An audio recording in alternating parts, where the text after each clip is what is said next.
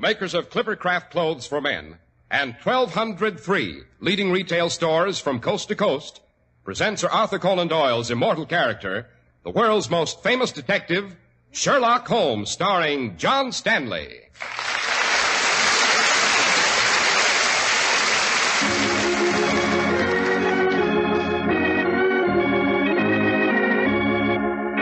This week's adventure, the case of the Unwelcome Ambassador.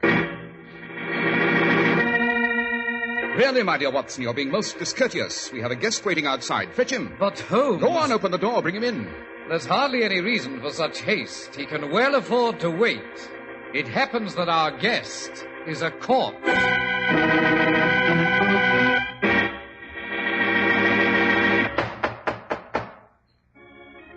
And so once again we visit Dr. John Watson, who is at work on his memoirs. Ah, Mr. Harris. Well, come in, sir, come in. Thank you. How's your writing coming along, Dr. Watson? Oh, splendidly. Sit down, my boy. Thank you very much. Which of the famous Sherlock Holmes cases are you working on now? Well, it's the case of the Unwelcome Ambassador.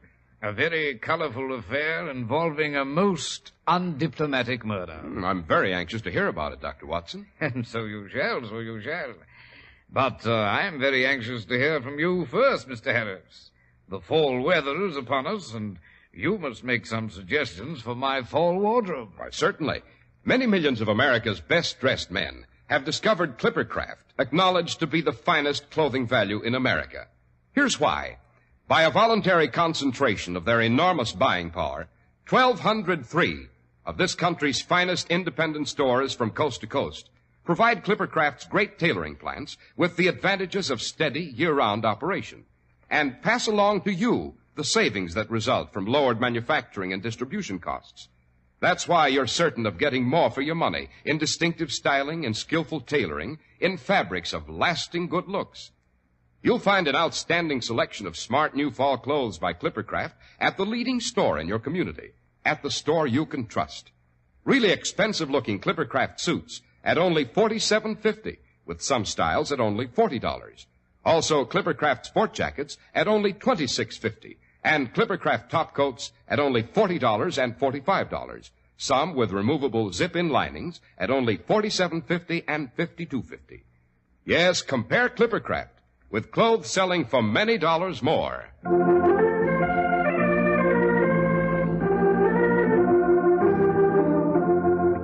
And now, Dr. Watson, who was the Unwelcome Ambassador? This story, Mr. Harris, goes back to the days before my marriage, when Holmes and I shared 221B Baker Street together. We were returning from a Sarasota recital at St. James Hall. We were approaching our lodging in a hansom. It was rather late in the evening.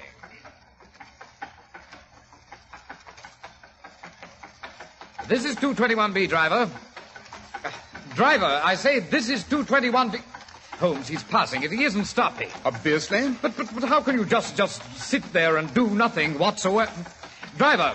Hello up there, driver. Stop at once, I say. Sorry, Governor. Either he's kidnapping us or he's insane. Both fascinating prospects, Watson, so you suppose you regain your composure. I hope you don't mind, Governor. I was told to... let me see now. To give you this. What the devil? Now, careful, Governor. Tain't a salt biscuit that's wrapped in that oilskin. Open her up, why don't you? Why don't we see? Great Scott. It's a precious stone, a ruby. Yes, fabulously valuable, my dear Watson. I should say from casual examination that it's the very rarest type. A pigeon's blood ruby, found only in the Mogok stone tract of Upper Burma. Of course, to be certain, one would require instruments. Who gave this to you, driver? Oh, please, Governor, you'll only confuse me. Now, let me see now. I'm to say the ruby's for you, Mr. Holmes. It's by way of an invitation to stay in me cab and allow me to drive you to the docks, where you're to board the good ship Java Belle. Indeed? Well, I'd have none of it. Oh, if you'll allow me to finish, Governor. I'm to say your safety aboard the Java Belle is guaranteed. You're just invited for a bit of a chat. Oh. And who extends this curious invitation? That, Governor, I'm not to say. It's a trap, Holmes. I'm for commanding an about-face. Not at all. Either our host is a gentleman of fantastic means whose plight is so desperate that he's been obliged to employ the ruby to attract us to his ship, or else He's a remarkably successful criminal, and the ruby is a mere trinket in his bag of loot. I anticipate making his acquaintance with relish. Faster, driver. We'll play your master's game.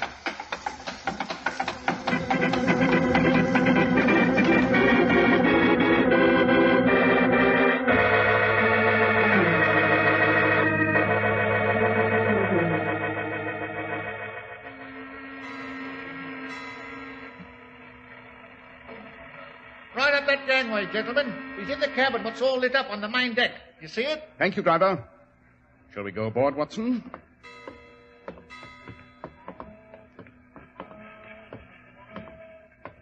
I say, it's a sinister-looking vessel, don't you think? There's all the aspects of a pirate ship. This would be our host's cabin. Come.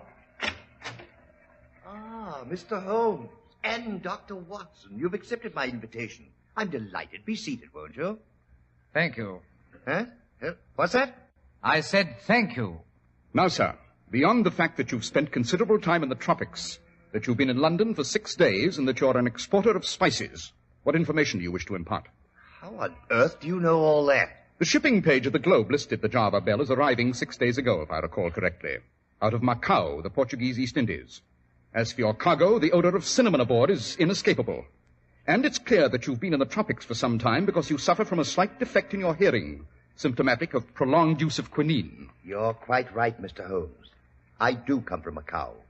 It is on the South China Sea, separated from China proper by an ancient wall. There you may see Maharajas of India and jeweled countesses of France mingling in its twisted streets with riffraff and scum from 100 ports. It is the most lawless city on earth. It's a legend. I imagine your problem concerns Macau? It does, sir. My problem concerns the newly arrived ambassador to England from Macau, Senor Rui. Well, what of him, Mr. Mr. Edwards, Watson. The Globe was also conscientious enough to list the owner of the Java Belle. Mr. Holmes, the ambassador is about to be murdered. What? Oh, how do you know? There is a delicate political situation in Macau, Dr. Watson. Fanatic extremists would benefit greatly if the ambassador were to die. I have heard rumors that they have dispatched emissaries here to London to carry out the unpleasant task. And you've sent for me to prevent the crime? Exactly. If the ambassador should die, there would be an upheaval in the Indies. I should lose control of my export business, an immeasurable loss. You may consider that ruby a gesture on my part, Holmes. Keep it with my compliments. And besides, you may name your own fee. I have but one proviso. Pray continue. Our understanding must be absolutely confidential. That's why I had you brought here. I did not want to be seen entering your flat. It would add to the unfortunate rumors already circulating in London about the ambassador. Are you personally acquainted with him? Oh, we've met, social occasions, tea in Hong Kong, military ball in Ceylon, that sort of thing. What is his address? 2 Lancaster Gate. Does the ambassador know of the threat to his life? Certainly, but he refuses a bodyguard. Deeply ingrained sense of Oriental fatalism. When did you last see him? Oh, it's been months. 3 at least. I take it you'll accept the case, Holmes? Definitely. Then, if and when you discover the would-be killer, please turn him over to Scotland Yard before revealing his identity to me. By Jove, that's a strange request. Dr. Watson, I feel the man who would deprive me of my industrial empire should suffer. But I want him to suffer legally.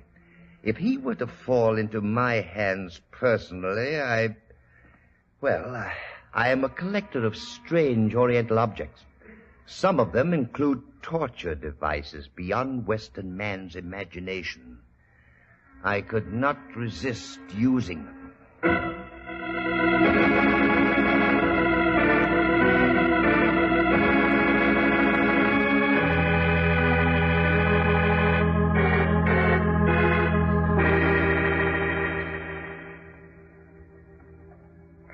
Now, my dear Watson, I shall have a pipe and consider. Oh, dear. Visitors at this hour? Welcome visitors, Watson. If they arrive at this late hour, it must be on an intriguing mission. Oh, remind me to enter Mr. Edwards in my index. Edwards.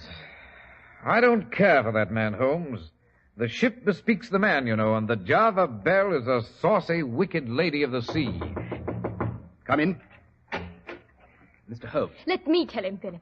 Mr. Easy, Holmes. my dear girl, easy. Suppose we begin with a proper introduction. Yes, but we're desperate. We can't wait. This is my friend and colleague, Dr. Watson. How do you do? Mr. Holmes, My we dear must- young lady, if you'll remove your cape, the mud on it's dripping to the floor, and Mrs. Hudson, our housekeeper, will be furious in the morning. We mustn't lose a second. Your coat, sir, it's in the same deplorable condition as the young lady's. Very well. I'm Philip Randall. This is Edith Norton. I'm secretary to Ambassador Ruiz from Macau. Aha. Edith and I were out for the evening. Where? The theater. Then we decided to walk to her place through Regent's Park. We were by the lake. And we saw a body floating in the lake. It was horrible. I recognized the face of the corpse. It was the ambassador. I refused to send for the police. Philip's afraid the ambassador's death will create international complications. He didn't think we could persuade Scotland Yard to keep the awful news a secret. The body was floating close to the edge of the lake. I could reach it. We pulled it on shore. We hailed a cab. Philip bribed the cabbie to keep his mouth shut. We managed to place the dead body in the hansom. Where is the corpse now? Propped up in the cab, right outside this door. Good heavens. How very crude. Fetch him inside. It's rather chilly tonight, and we have a nice warm fire here. Watson, give young Randall a hand. Bring the late ambassador in here where I may have a look at him. Come along, Randall. We two can manage. But hurry, you can't just leave him there. I must apologize for my disheveled appearance, Mr. Holmes. May I remove my hat and straighten my hair? Certainly. Did you know the late ambassador, Miss Norton? Yes, I'd been out with him a few times. Was he fond of you? Yes, Terribly? very. Propose? Oh, no. Oh, you have a piece of confetti in your hair. Here? That's it. And a speck of mud on your neck. That's better. How did you regard the ambassador? Why, I adored one. He was a darling. Does young Randall stand to profit by his employer's death? Well, I don't want to place Philip in a difficult position, but there was talk that the ambassador was somehow preventing Philip from receiving a vital diplomatic post. According to the social columns, Miss Norton, which I read solely to remain au courant, and with extreme distaste, the late ambassador was not your sole darling. I resent that, Mr. Holmes. If a girl cannot be popular without having people... Here's the body. Easy, Randall. Yes, Place the ambassador in my armchair. It's most comfortable. That's it. Handsome. Wasn't he? Really, Holmes, your macabre sense of Yes. humor is... Bullet wound in his back. He was shot, then pushed into the lake. Watson, the bullet wound of entrance is at the 6th left intercostal space. Path of the bullet, oblique, downward. Mr. Holmes, what shall we do? Since it's extremely late, Miss Norton, if I were you, and I'd ask my escort to see me home. But the body, we... Our lodging is not what I would term extravagantly commodious. But I believe we can accommodate the cadaver as a guest, temporarily. Shall we come tomorrow? How will we know what... You must be exhausted, Miss Norton. Good night.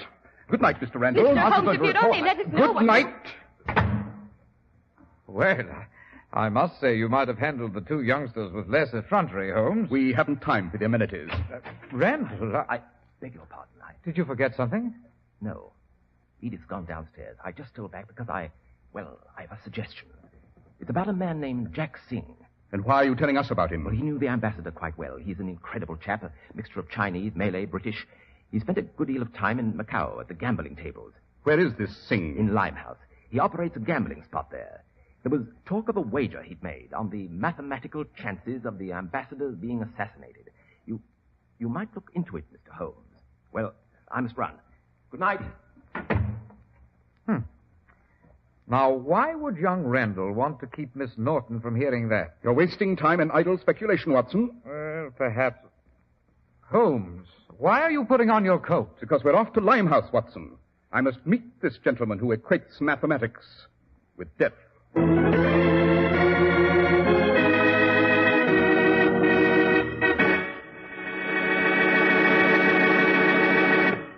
Well, Dr. Watson, Jack Singh sounds like a very intriguing suspect. There should be a wealth of clues in visiting him in Limehouse. Should there, Mr. Harris? Well, I may be wrong about that. Of course, I'm always right about another subject, though, Doctor. And from that sparkle in your eye, Mr. Harris, I deduce that you're about to discuss your favorite subject. And a favorite of mine, too. Clippercraft clothes. That's right, Dr. Watson. There's no mystery about this country's most sensational clothing value. You see, there's a great big American idea behind Clippercraft. The famous Clippercraft Plan. Now, this plan gives you the benefit of group purchasing because it concentrates the vast buying power of 1,203 of this country's leading stores from coast to coast. It gives you the opportunity of purchasing truly fine Clippercraft clothes at your local independent store in which you enjoy really friendly, courteous service. You know how much that means when you're buying clothes. And Clippercraft clothes are correctly cut and tailored of superb long-wearing materials. And the savings. Fine Clippercraft suits cost only $47.50 with selections at $40, too. Clippercraft topcoats cost only $40 and $45. Featured are several models with removable zip-in linings at only $47.50 and $52.50. And Clippercraft sport jackets are only $26.50. That's why men who know insist on Clippercraft clothes. So be sure to visit the Clippercraft store in your city. These leading stores in the metropolitan area are proud to add their names to Clippercraft in your suits, topcoats, and sport jackets. In Manhattan, Saks 34th, Broadway at 34th. John Wanamaker Men's Stores, Broadway at 8th and 67 Liberty Street. In Brooklyn, Abraham and Strauss. In Newark, New Jersey, Boulevard Men's Shop, Kresge, Newark. And in Jamaica, the B&B Clothes Shop, 16408 Jamaica Avenue.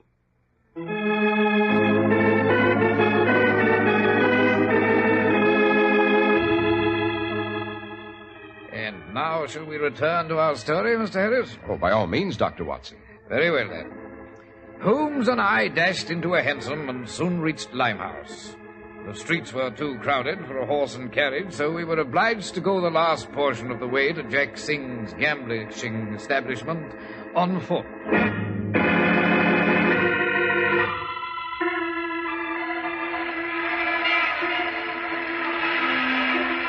I say, Holmes, what sort of celebration is this? Limehouse is celebrating the Chinese New Year, Watson. This confetti gets all over one's clothes.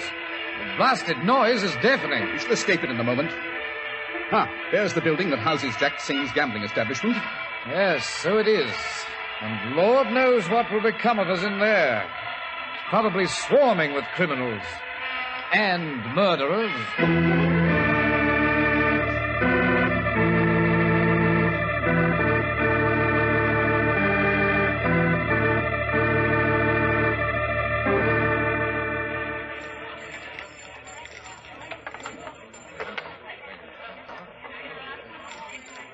I regret the necessity of disturbing your game, Mr. Singh. Not at all, Mr. Holmes. I am delighted that you have brought the news of the ambassador's death. It is magnificent news. Well, I must confess, Mr. Singh, you have a curious attitude.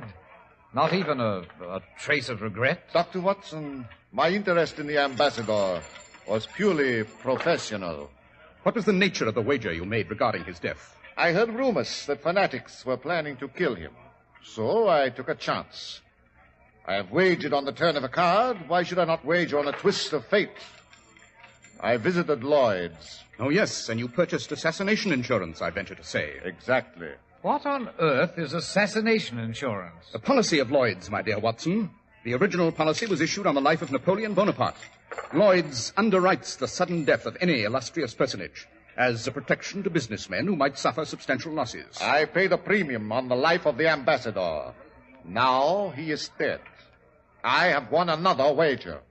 I have again guessed the correct number on the wheel. From your highly pleased demeanor, Mr. Singh, I should say you've won a gigantic sum. I have. I am quite frank about it. Mr. Singh, when did you last see the ambassador? 10 days ago. Thank you. I have no further questions. Good night, gentlemen. You may use that side door going out. Good evening, Goodbye, Mr. Singh.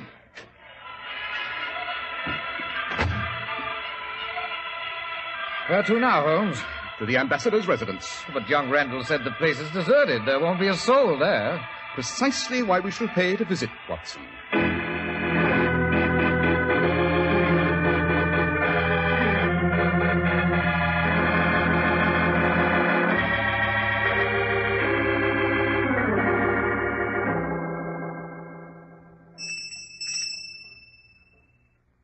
Randall told you no one's at home here at the ambassador's, Holmes. Then we're obliged to enter the ambassador's home in unorthodox fashion, Watson. And how might that be? The window. These absurd English window fasteners won't delay us. This way.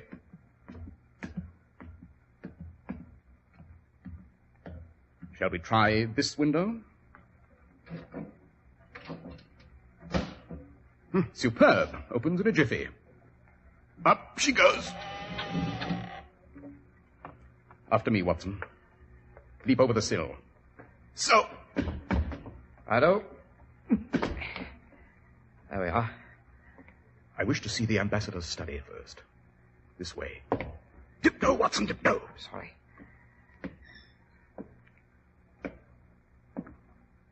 This is the study. Here is the ambassador's desk.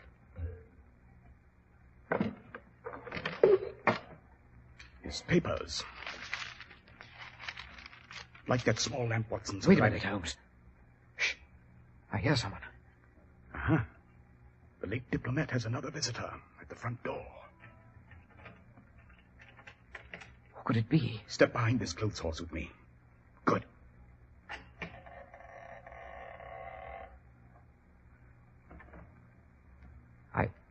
I can see the front door. Someone stepped in. Tall, thin chap. He's lighting a candle. Wait a minute. He's holding the candle toward his face. Why, it's young Randall. Quiet, Watson.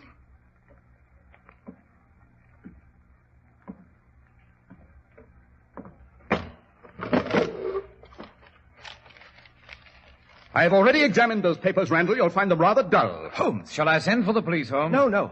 Don't do that. Please.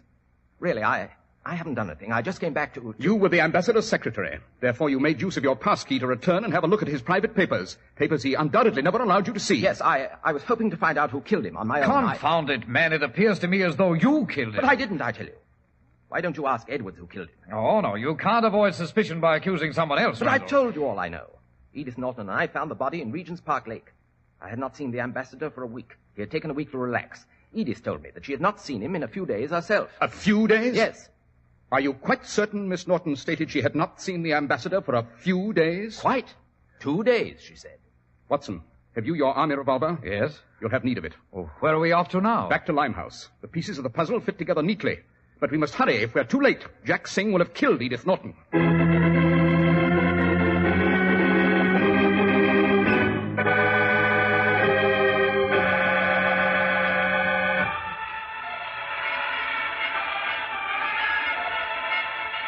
I'd hoped by now the Chinese would have finished celebrating their New Year. You think we'll get through this crowd in time, Holmes? We must, Watson. That poor girl will be dead, and we shall be to blame. This corner.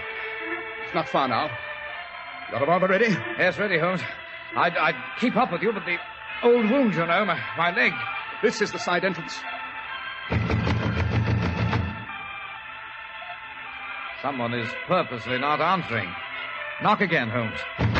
Open! Open, I say! Open or we shall shoot the lock off.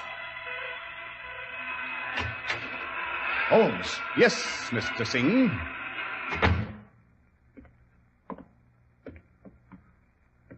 Good evening, Miss Norton. Oh, Mr. Holmes, I'm Mr. so Singh, glad to I'm see you. obliged to detain you with this revolver until we fetch the police to charge you with the murder of the ambassador. Oh, not quite, Watson.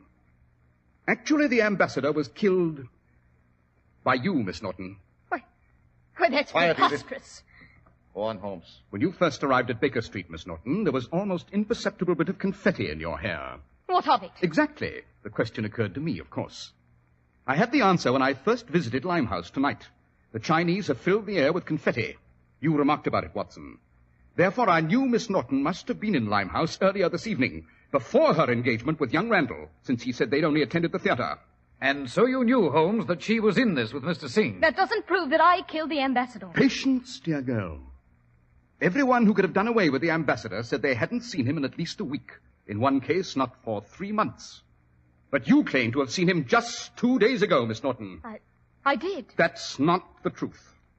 It's utterly impossible for you to have seen the ambassador alive in the past 48 hours. I believe Dr. Watson will support the authenticity of my medical information in this instance. The ambassador's body was found floating in Regent's Park Lake, and it requires a minimum of 5 days in the water for a human body to become sufficiently buoyant to float. You have a home. We will collect a great deal from Lloyd's, Mr. Holmes. If you would forget this, you might... Ah, yes. And you, Mr. Singh. You purchased a weighty premium guaranteeing the ambassador's life. But you wanted to wager to be a certainty. You could not commit the crime yourself. You required the services of someone familiar with the ambassador's habits here in London. Someone who knew him intimately, who would be with him alone and often. So you made arrangements with Miss Norton, a ruthlessly ambitious young lady who's striven desperately to marry into wealth. Why, of all the nothing... I hurried here because I realized that now that the money is forthcoming, Mr. Singh might decide to do away with you, dear girl. Why should he share it now the work is done? Keep your hand out of that drawer, Mr. Singh. Don't reach for your gun. Jack! Oh. Jack! Oh. Worthy marksmanship, Watson. Merely a shoulder wound, Mr. Singh. Try not to look as though you'd been mortally wounded. You too, Miss Norton. That expression of despair is most unbecoming. I suggest you save your melodramatic performances. Scotland Yard will provide the perfect stage for them soon enough, with a well-constructed gallows. Oh, I did forget. A Happy New Year, Mr. Singh. A Happy New Year, Miss Norton.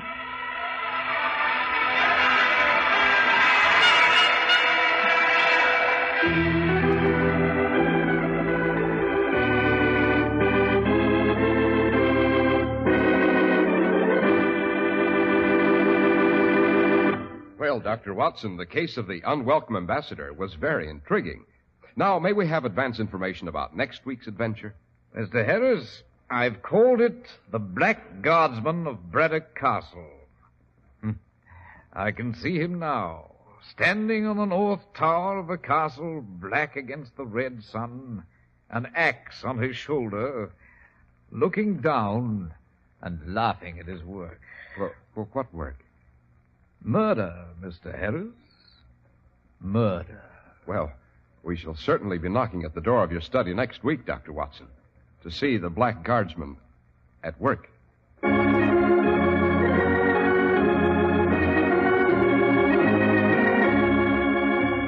The makers of Clippercraft Clothes and 1,203 leading stores from coast to coast have brought you another in the new series of broadcasts featuring the world's most famous detective, Sherlock Holmes.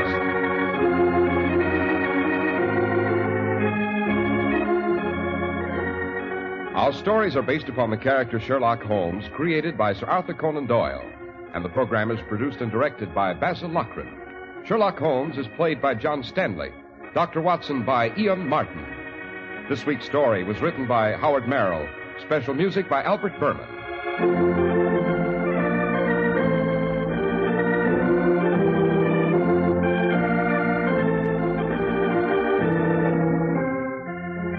If you don't know your Clippercraft dealer, write Clippercraft, 200 Fifth Avenue, New York City.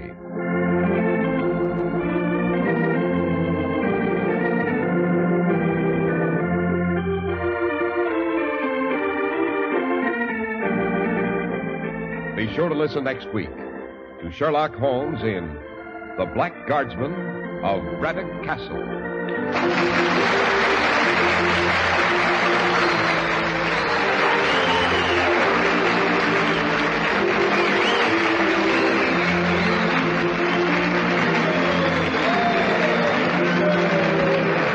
Harris speaking for Clippercraft Clothes. This is the Mutual Broadcasting System. In a moment, you'll hear Behind the Front Page with Gabriel Heater. Eastern Airlines now ready for departure. Dependable airliners, dependable pilots. That's double dependability. Eastern Airlines dependability. Fly Eastern, tried and proven over hundreds of millions of passenger miles. The present temperature 81 degrees. The Bamberger Broadcasting Service. This is WOR, New York.